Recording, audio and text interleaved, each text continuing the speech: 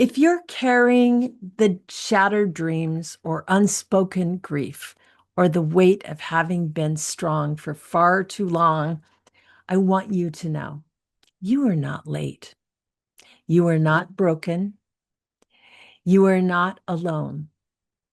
This chapter is not an ending, it's a reclamation. It is forgiveness about what you lost. And it's about what you're finally making room for in your life. And sometimes the bravest thing a woman can ever do, especially in this stage of life, is simply to choose herself.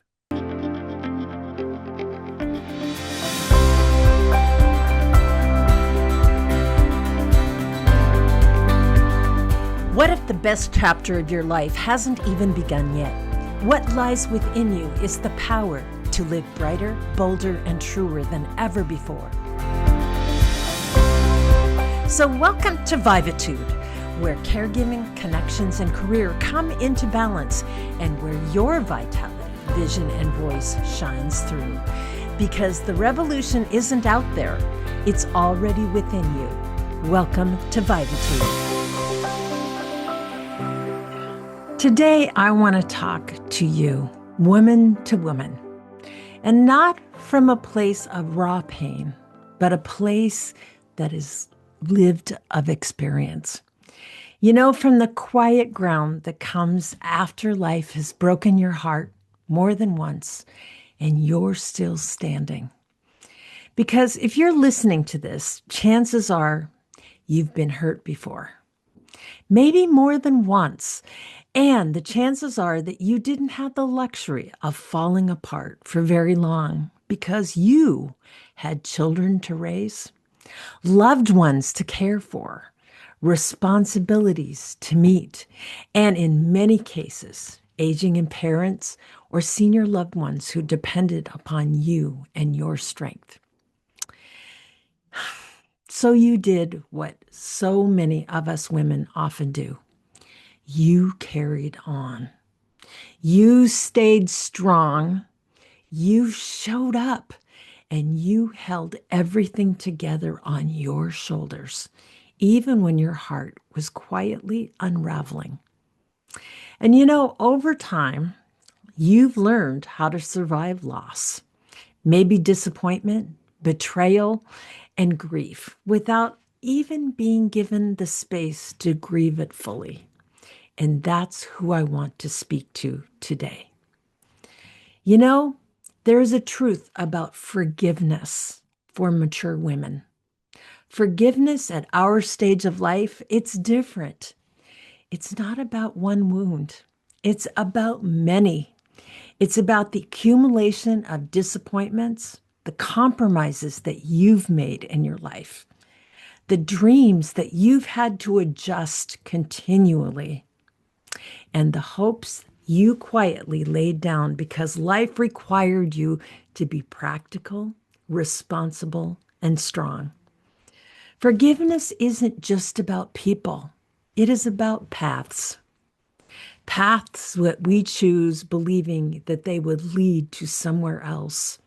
Paths that made sense at the time, and paths looking back at now we can see that took us somewhere we never intended to go. And that is the realization where real heartbeat often, and that is the realization where the real heartbreak often lies. So let's talk about those shattered dreams. These are dreams that don't shatter all at once. Instead, they die slowly, quietly. A little disappointment here, a little erosion there, and maybe it will get better. How often have we said that to ourselves? We have convinced ourselves that this must be what commitment looks like. Standing strong. Years of telling ourselves, you know, we can endure this because we always have. And for many of us, the dreams of happily ever after, they didn't collapse in a dramatic moment. Instead, they faded. Life dimmed. It slipped away piece by piece until one day we realized that the life we were living no longer resembled the dream that we once held so dearly in our hearts. And that recognition is devastating, and it deserves to be honored. So I want to share this part honestly and openly without drama. I am divorcing. And with that comes many women quietly clear. One more time, Mike. And with that, it comes something many women quietly fear, but rarely say out loud. I am facing my own aging at almost 70 years old on my own. And the truth lands differently at this stage of life than it would have years ago. It's not about the end of a marriage. It is the end of a future that you once imagined that you would walk in together. It is the realization of the story that you planned, the ending you assumed. It will not unfold in the way that you thought it would, because that's a profound loss. And it deserves compassion and not shame. For forgiveness is not bypassing grief. Here is something I really want to say clearly. It does not mean pretending that you're okay. And it doesn't mean minimizing what was lost. And it doesn't mean rewriting history to make others feel comfortable. Forgiveness is allowing yourself to grieve without getting stuck there. It means allowing yourself to acknowledge the dream that died and then releasing it. Because holding on to what should have been will keep you tied to a life that no longer exists. For forgiving ourselves for the roads that we took. And this is one of the hardest parts because many of us carry a quiet self-judgment, if only. Why did I choose this path? Didn't I see it sooner? And why did I stay? And why did I believe in something that wasn't meant to be? But here's the truth that mature women need to hear.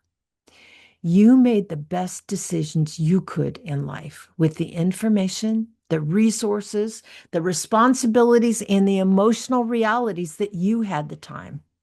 You stayed strong for others. Maybe it was your children. And you made the best decisions you could. You weren't wrong. You were simply human. And forgiveness at this stage often begins with forgiving ourselves. It's okay to believe in love, for hoping things would change, and for honoring a commitment that you stayed longer than your heart could sustain. That's not failure. That is courage.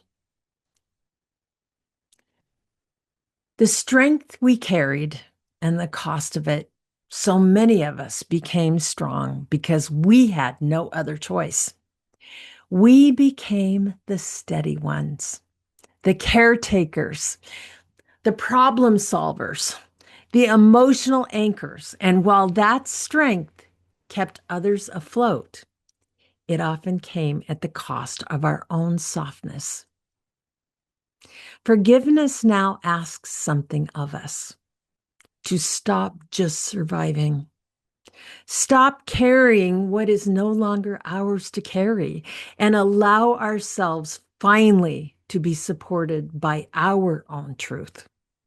This is the threshold where I'm standing on. So yes, it's where I am now.